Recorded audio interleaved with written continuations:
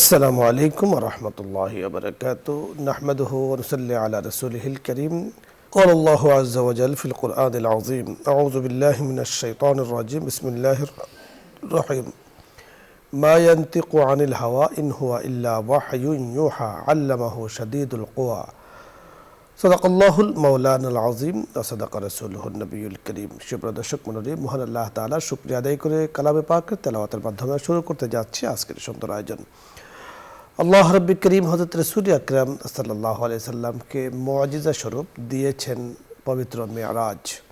এই মেরাজে রয়েছে শিক্ষা। রাসূল আকরাম সাল্লাল্লাহু আলাইহি সাল্লাম সম্পর্কে আল্লাহ তাআলা পবিত্র কোরআন হাকিমে যে ঘোষণা দিয়েছেন ওয়া ইন্নাকা লাআলা খুলুকিন আযীম, যে রাসূলকে আল্লাহ তাআলা উন্নত চরিত্র দিয়ে রাসূলকে আল্লাহ তাআলা জগতের বুকে পাঠিয়েছেন, অর্থাৎ উন্নত চরিত্রের উপরে তিনি কিন্তু প্রতিষ্ঠিত, খুলুকে আজিমের উপরে তিনি প্রতিষ্ঠিত এবং চরিত্র সম্পর্কে আল্লাহ তাআলা ঘোষণা দিয়েছেন এবং ওনার কথাবার্তা সম্পর্কে আল্লাহ তাআলা বলেছেন মা ইয়ানতিকু আনিল হাওয়া ইন হুয়া ইল্লা ওয়াহয়ুন ইউহা।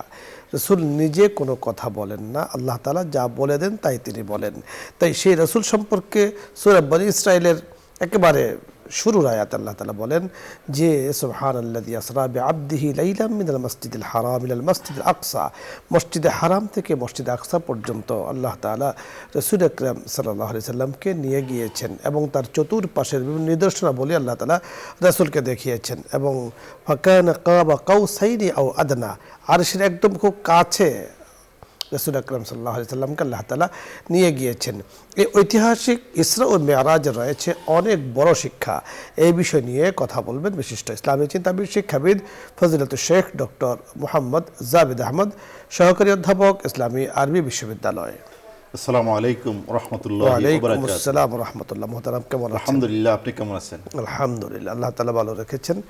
আপনার কাছে আজকে আমরা মেরাজের শিক্ষা নিয়ে, ইসরা ও মেরাজের শিক্ষা বিস্তারিত আলোচনা শুনব। আলহামদুলিল্লাহ, আমরা তো এখন প্রায় রজব মাসের শেষ পর্যায়ে আমরা চলে এসেছি, আজকে 27 তারিখ সম্ভবত। তো এই মাসটি মেরাজের জন্য খুব বিখ্যাত। মহান আল্লাহ রাব্বুল আলামিন তার প্রিয় বান্দা ও রাসূল সাল্লাল্লাহু আলাইহি সাল্লামকে এই মাসে বা এই দিনে আল্লাহর সান্নিধ্য অর্জন করার তৌফিক দিয়েছেন। রাসূল করিম সাল্লাল্লাহু আলাইহি সাল্লাম ঠিক এই বছরে, অর্থাৎ নবুয়তের 10ম বছর, যেটা হিজরতের পূর্বে, হিজরত এর 1 বছর পরে হিজরত হয়েছে, তো সেই বছরে রাসূল সাল্লাল্লাহু আলাইহি সাল্লাম খুব ভারাক্রান্ত হৃদয় নিয়ে দিন যাপন করছিলেন। এর কারণ হচ্ছে ওনার সহধর্মিনী মা খাদিজা রাদিয়াল্লাহু তাআলা আনহা, তার চাচা আবু তালেব এবং আরও একটি ঘটনা, হৃদয় বিদারক ঘটনা, যা তায়েফে ঘটেছিল। রাসূল সাল্লাল্লাহু আলাইহি সাল্লামের পাথর দিয়ে সেই রক্ত ঝরিয়েছে কাফের মুশরিকরা, সেই বেদনা বিদুর সেই মন মানসিকতা জীবন যাপন করেছিলেন। ঠিক সেই মুহূর্তে মহান আল্লাহ রাব্বুল আলামিন একটি সুসংবাদ দিয়েছিলেন আল্লাহ রাব্বুল আলামিন সান্নিধ্য গ্রহণ করার, যেটিকে ইসরা এবং মেরাজ নামে আমরা জানি। তো এই ইসরা এবং মেরাজ আমাদের জন্য শিক্ষা নিয়ে এসেছে। কি শিক্ষা নিয়ে এসেছে? এটা একটা ঈমানের শিক্ষা। কিভাবে ঈমানের শিক্ষা? যে সারা আরব যখন রাসূল সাল্লাল্লাহু আলাইহি সাল্লাম ইসরা এবং মেরাজকে অস্বীকার করছিল, যখন এই সংবাদটি হযরত আবু বকর রাদিয়াল্লাহু তাআলা আনহুর কাছে পৌঁছলো, তখন তিনি বলেছিলেন ইন কানা হাযা মিনহু ফাওয়াল হক, যে যদি এটা ওনার পক্ষ থেকে হয়ে থাকে যে উনি মেরাজে গিয়েছেন, তাহলে সেটা অবশ্যই সত্য। ইন কানা হাযা ওয়াল হক, এটা অবশ্যই সত্য, কোনো সন্দেহ নেই। এরপরে যে আমরা সাধারণত ভারাক্রান্ত হৃদয়ে থাকি, রাসূল যেভাবে ছিলেন, এরপরেই যে একটা শুভ সংবাদ এসেছে, যে আমাদেরকে এই মেসেজ দিচ্ছে মহান আল্লাহ রাব্বুল আলামিন, যে তোমাদের কষ্ট যখন তোমরা করবে, সেই কষ্টটা তোমাদেরকে একটা স্বস্তির আবাস তোমাদের জন্য। আল্লাহ রাব্বুল আলামিন বলেছেন ইন্না মাআল উসরি ইউসরা, অর্থাৎ কষ্টের পরেই সুখ আসবে। তো রাসূল সাল্লাল্লাহু আলাইহি ওয়াসাল্লাম যেভাবে ভারাক্রান্ত হৃদয় ছিলেন, ঠিক এর পরবর্তীতে কত বড় সুসংবাদ আল্লাহ রাব্বুল আলামিনের পক্ষ থেকে এসেছে।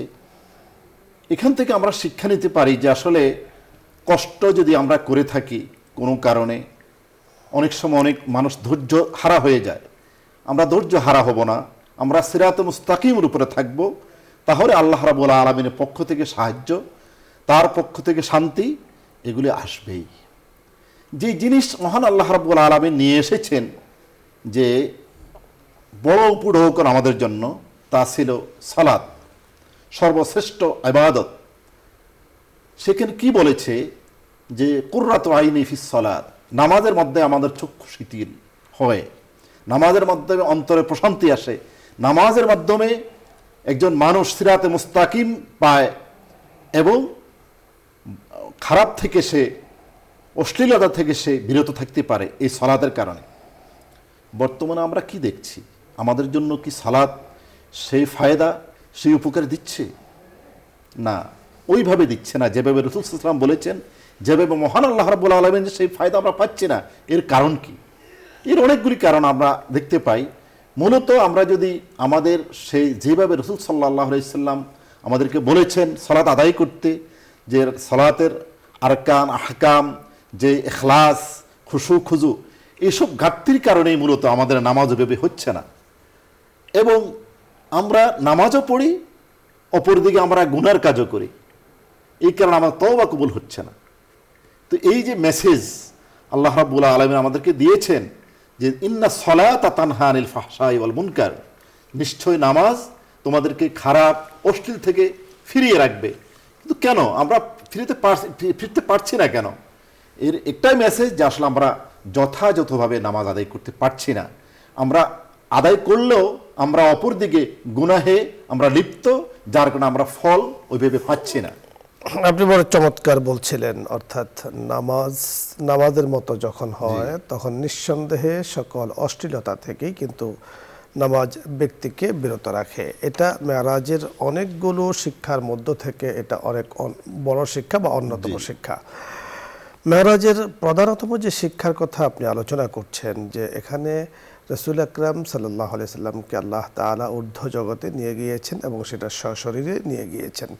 এখান থেকে যে বিষয়টি আমরা দেখেছি যে ওই সময়ের যে প্রেক্ষাপটটা ছিল, যে রাসূলকে বিভিন্নভাবেই কষ্ট দিচ্ছিল মক্কার মুশরিকরা, কাফিররা, বিশেষ করে তায়েফের ময়দানের ঘটনা বলেছেন। এবং আরও রাসূল সাল্লাল্লাহু আলাইহি সাল্লামের সহধর্মিণী তিনি চলে গিয়েছেন, আরও বড় বড় ঘটনা আছে।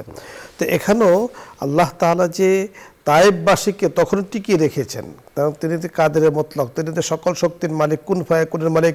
মুহূর্তের মধ্যে তায়েফ থেকে আল্লাহ তাআলা তাদেরকে উল্টে দিতে পারতেন, হ্যাঁ, কিন্তু আল্লাহ তাআলা সেটা করেননি। যেই আল্লাহ তাআলা রাসূলকে মুহূর্তের মধ্যে ঊর্ধ্ব জগতে নিয়ে গিয়েছেন, এটা কিন্তু তাদের একেবারে চোখে ইঙ্গিত।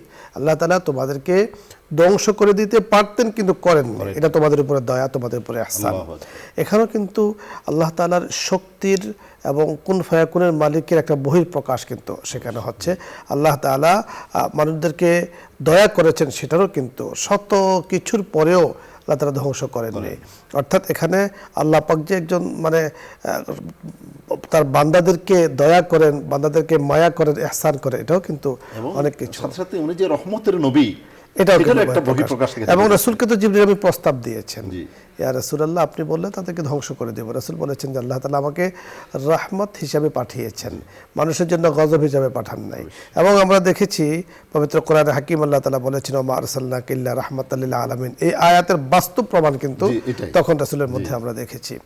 এবং বিশ্ববরণ্য কবি আল্লামা শেখ সাদী রাহমাতুল্লাহি আলাইহি তিনিও বলেছেন শুধু ওজুদ রাহমাতুল লিল আলামিন মসজিদে ওষুধ হামাজ ওয়ে জমিন, যে তামাম জাহানের সকল কিছুকে আল্লাহ তাআলা মসজিদ বানিয়েছেন এবং রহমতের আলম সাল্লাল্লাহু আলাইহি সাল্লামকে আল্লাহ তাআলা রহমাতুল লিল আলামিন ভাবে পাঠিয়েছেন, যার কারণে শত কষ্টের পরেও তিনি কিন্তু তাদের জন্য বদদোয়া করেননি। তাহলে মেরাজের একটা শিক্ষা যেমন আমরা পাইলাম তাওহীদের শিক্ষা, আর একটা শিক্ষা পাইলাম যে মেরাজ মানুষকে ধৈর্য শেখায়।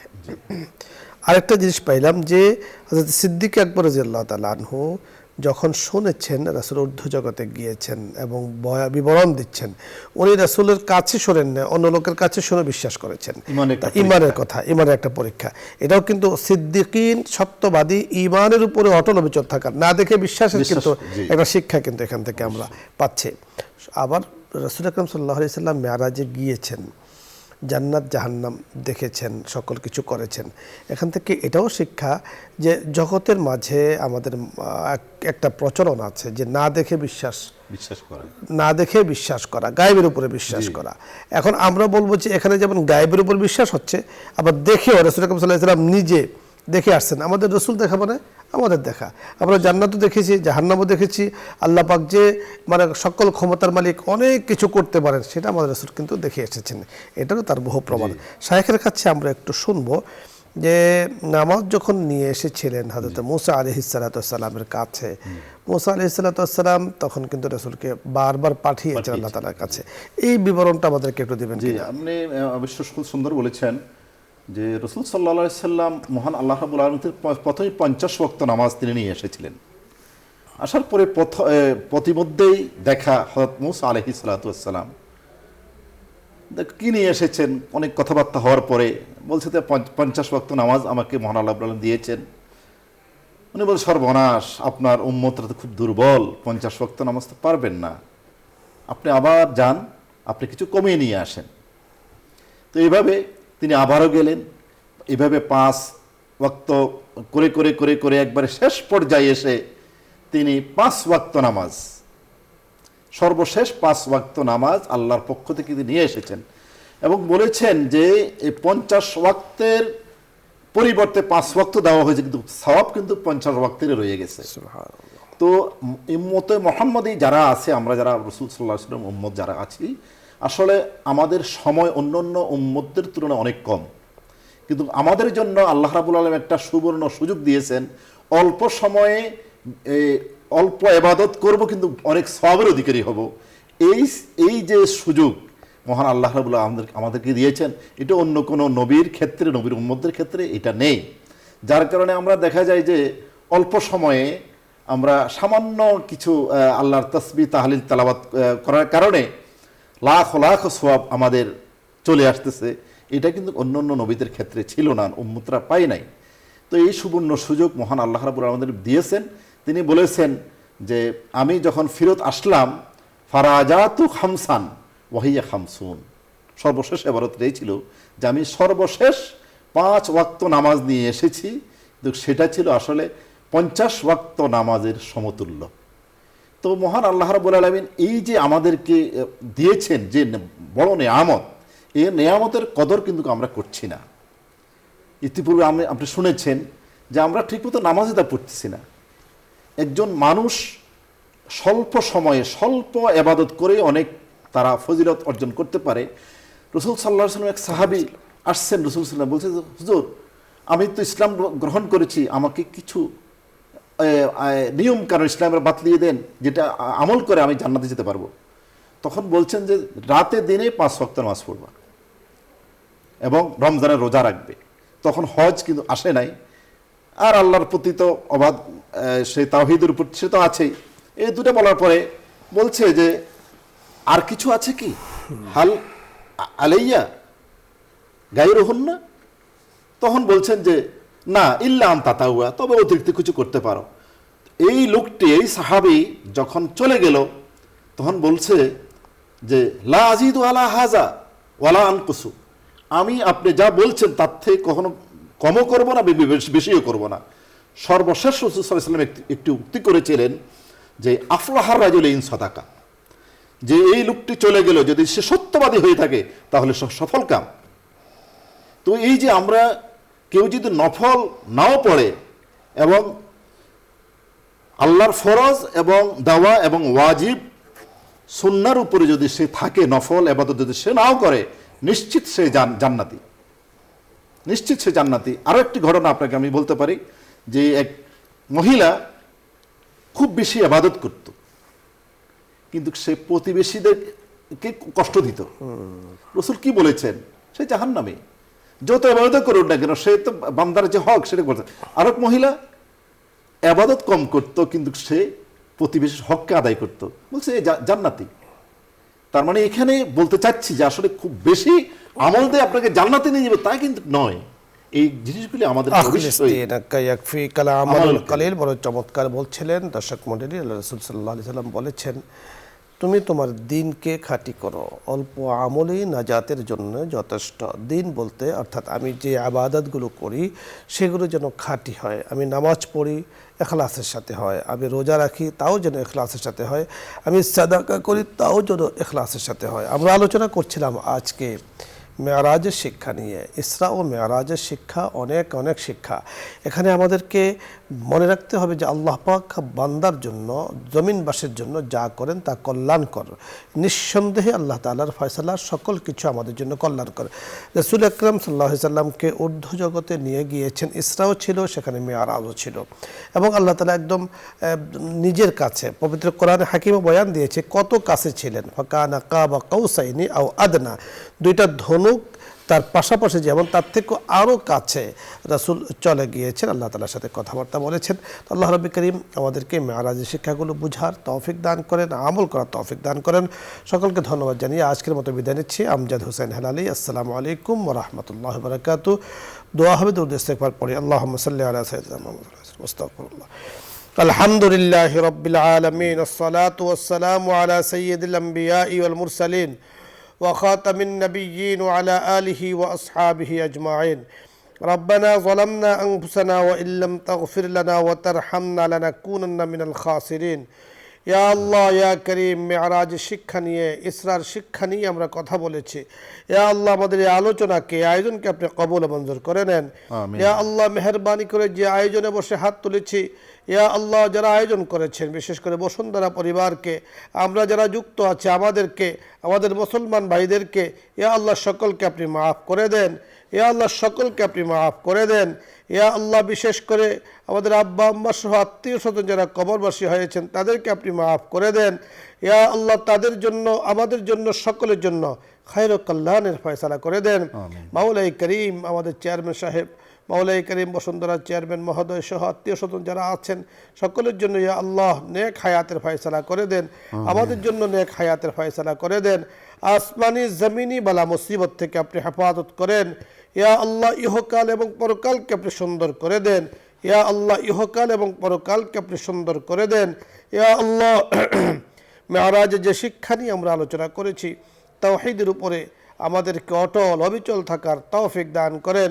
ইয়া আল্লাহ, আমাদেরকে নিশ্চিত বিশ্বাসী বানিয়ে দেন। ইয়া আল্লাহ, প্রকৃত ঈমানদার বানিয়ে দেন।